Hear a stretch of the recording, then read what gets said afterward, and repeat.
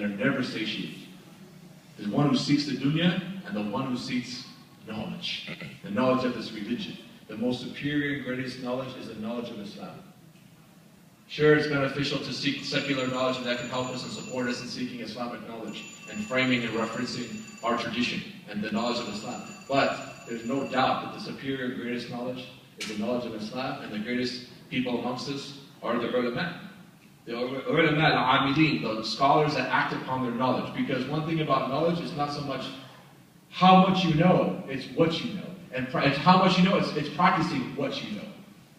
So, even if you have oceans of knowledge yet you do not practice it, that does not benefit you in our religion. If you have a little bit of knowledge and you practice it, that is more beneficial than somebody who has a lot of knowledge and does not practice it. And especially if this is consistent. The Prophet Muhammad ﷺ says, أَحَبُّ الْأَعْمَالِ إِلَى اللَّهِ أَدْوَامَهَا وَإِنْ قَالَ. The most beloved actions to Allah are the most consistent, and even if it's a little bit. And so, acting upon one's knowledge is how you receive tazkiyah. Purification of the soul, purification of the heart. Once you're purified, then you're allowed to what? Give da'wah. Of course, da'wah is for everybody at all times. But let's say you learn, right? The more you expose to knowledge and the more you expose to learning, the more likely you can fall into arrogance. You think you're better than somebody because now you know more than somebody. And if you think you're better than somebody, you have kibr in your heart. We mentioned if you have kibr in your heart, it can be a barrier between you and Jannah. As mentioned in Sahih Bukhari by a hadith of the Prophet Muhammad ﷺ. So then, the more, let's look at the shaitan. Iblis himself. There was not a place in the heavens or the earth he did not make sujood or ruku'. Iblis is more knowledgeable than you. And more knowledgeable than me. He went through all the prophets and messengers. The history of mankind. He was here before mankind. And he will be here till the day of judgment. You don't think he's seen and knows everything? يَجْرِي فِيكَ كَمَجْرِ الدَّمِ. The Prophet Muhammad says he flows through you like the flowing of blood. You don't think he knows? What was his downfall? He was arrogant.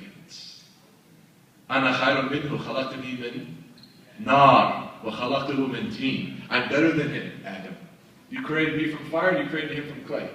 So therefore I'm better. His downfall was arrogance based upon what? The knowledge he thought he had. The realistic knowledge he thought he had about him being better than Adam, and that led to his doom and destruction. And so knowledge should lead to humility, and the fruit of knowledge is fearing Allah subhanahu wa ta'ala. إِنَّمَا يَخْشَى اللَّهَ مِنْ عِبَادِهِ الْعُلَمَاءِ. It is only the scholars, the possessors of knowledge, that truly fear Allah subhanahu wa ta'ala. الْعِلْمُ خَشْيَ كُلُّ يُعْرَفْ بِذَاكَ أَحْلُ. The poet, he said, knowledge is pure, it's fearing Allah, being conscious of Allah, aware of Allah, and the people who have this know this. And we have to respect people of knowledge. Allah says in the Quran, قُلْ هَلْ يَسْتَوِي الَّذِينَ يَعْلَمُونَ وَالَّذِينَ لَا يَعْلَمُونَ. Say, are they equal, those who know and those who do not know? Allah is asking a rhetorical question. The obvious answer is no, they're not equal. They're not equal at all. As long as they have the condition of ikhlas, sincerely doing it for the sake of Allah, they have a sacred knowledge of this religion, the greatest knowledge you can have, because why? It's the knowledge of Allah. It's the knowledge of Rasulullah. What's greater than that? My PhD? One wali is better than 1,000 PhDs. One wali. A saint of Allah is better than 1,000 PhDs. Or my double PhD. So, this knowledge is not equal. The people who know and the people who do not know. Al-ulama warathatul anbiya, the scholars and inheritors of prophets. What do they inherit? They inherit the knowledge of the prophets and messengers, the knowledge of the religion, and so forth. And Allah subhanahu wa ta'ala points out a distinction between the people of knowledge. They have the ikhlas, they sincerity for His law's sake, and they practice upon their knowledge. They're receiving tazkiyah, and then they all go out and convey that knowledge. That's da'wah. Allah says about these people of knowledge, He says, يَرْفِعَ اللَّهُ الَّذِينَ مِنْكُمْ يَرْفِعَ اللَّهُ الَّذِينَ آمَنُوا مِنْكُمْ وَالَّذِينَ أُوتُوا الْعِلْمَ دَرَجَاتٍ. Allah raises up in station those who believe amongst you and have been given knowledge. Not that they have knowledge, they've been given knowledge by Allah. Those people Allah raises in stations and rank.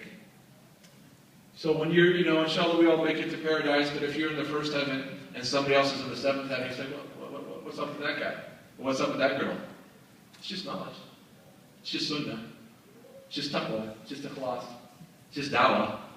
And it's just testimony. It's just tarbiyah. Nothing big, but I want that. Well, unless you should have done eat it. Then you see the difference, right? Then you see the difference. And that difference is only known to Allah subhanahu wa ta'ala, and He sees the states of mankind. So, transitioning from now studying to studying abroad. And what had happened was, I saw a powerful dream, and I wanted to study and learn the deen, everything I could read, everything I could get my hands on. You know how I was learning tajweed, I would listen to like Sheikh Abdul Basit, recite, and then I would do it after him. And then I realized that that's a long recitation, and that's not how you just normally read, right? But that's how I used to do it, because I didn't know. And, just reading as much books in English that I could. And then what happened was, I applied to 20 places for Arabic, and only one place responded, which is a ma'had, an institute in Turin called Ma'had Badr. And so I decided that that's the place that I initially wanted to go. And I went with my brother, we decided to go together to that place. And one of the things that first introduced me to that, and I can tell you the importance of character and guiding people to one way or the other. When I first wanted to study abroad, I wanted to go to a different place. That's a stricter, more conservative place. And they were going to offer free scholarships and so forth.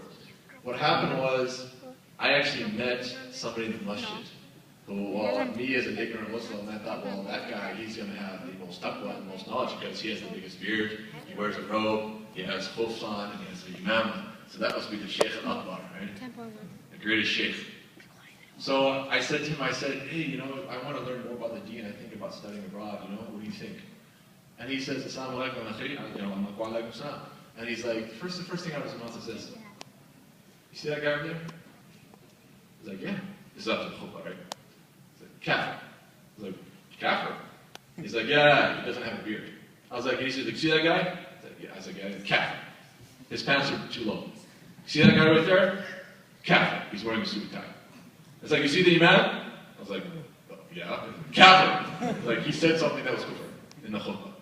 You just did takfir of everybody in the whole khutbah except for you and me. And then he gives me a card and says, Akhi, if you really want to study the deen and join our group. He gives me a business card with this group. And I was like, well, okay, that's weird, but okay. And I was like, man, this is a very exclusive form of religion where everybody's a kafir except for me and my group. You heard of the two men in the masjid, right? Two men in the masjid, they're talking, and one of them says, yeah, Akhi, the world today, it's gone corrupt, and the Muslims and the Ummah is going downhill, etc., etc., etc. Especially those people in the West. Right? They're in a country in the East. Those people in the West, they modernize, they lost their religion, khalas. And he said, you're right, it's true. The only people that are really saved in the haqq is the people in our country. And he said, yeah, you're absolutely right. It's people, all other countries, even Muslim countries, there's problems and issues and fitna and so forth, so it's really only our country. He says, what, even in our country there's problems and issues, so it's really our city. He said, yeah, the people who really follow the sunnah and on the sirat al-mustaqim are the people in our city. And he said, yeah, even in our city there's people who, they're missing the sunnahs, they're not wearing the sunnah, they're not having big beards and this, that, and the other things. And so what, really? It's the people in our masjid. He said, yeah, everybody's on dalal and batil, they're on misguidance and they're on falsehood, except for the people in the masjid. And then the other one says, well, even in the masjid, I know some people that are just, not coming to salat, not praying jama'ah, da. He said, you know what? You're absolutely right. Everybody's on batil, falsehood, except for us, we're on the haqq. Need you and the imam. He said, well, even the imam, he's been coming late to salat, he doesn't show up for fajr. I think, even him, he's gone. He said, yeah, it's just me and you. We're on the sirat al-mustaqim, on the haqq, everybody else is on batil. He said, even you, I've seen some things that I've noticed about you, and I'm kind of worried. Right? The whole world is on batil, except for me and you. That's the mentality of some people. Everybody's people of haram and bid'ah and shirk, except for me and my group. And this is not the way the Prophet Muhammad was. You see multiple times, even when they found out who the